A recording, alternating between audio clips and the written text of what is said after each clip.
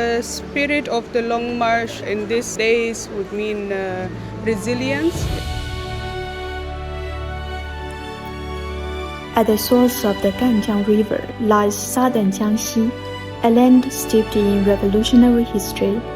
Here in Ruijin, the provisional central government of the Chinese Soviet Republic was founded, and more than 80,000 soldiers set out on the epic Long March.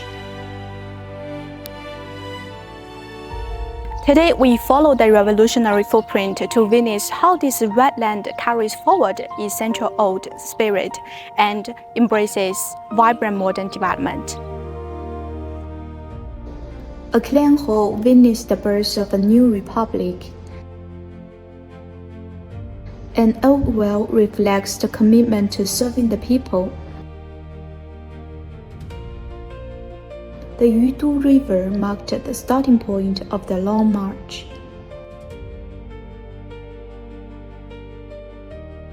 It's fascinating what I've seen today, just getting to understand the history of Chairman Mao, having to visit even where he lived, and the whole history around the Long March, how it started.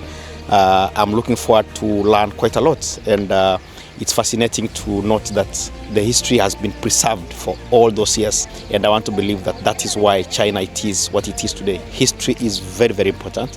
History is what tells us where we are coming from, and it's what informs the future, and it's able to inspire the current generation, the current leaders, to think even further where to take China from now.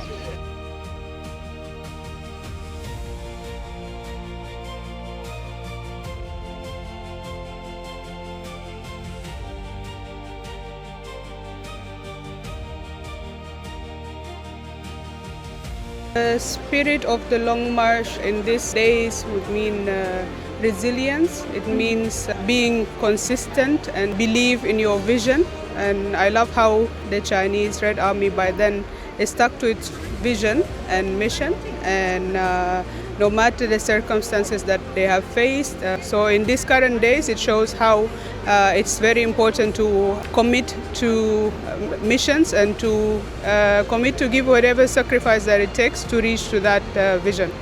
And that applies to, of course, our current CPC, the way we see it nowadays, and how it had kept the vision from 105 years today.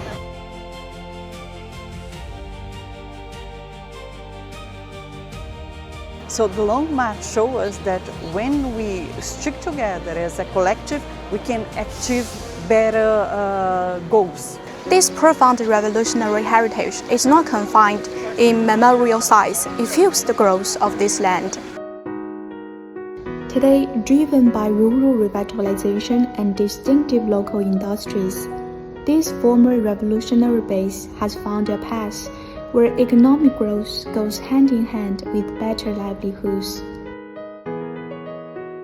Since I've read a lot of books about the history and tradition of the foundation of Soviet power in China, so now I visited at first those historical places, so I was so happy and honored. Also for me was interesting to see this combination with the history and traditions with the modernity of those kinds of industries, but I think that there is a kind of link between the two aspects, since the government, since the beginning, since its own roots has decided to develop the countries, to develop the productive forces. So now we can see how this development is well.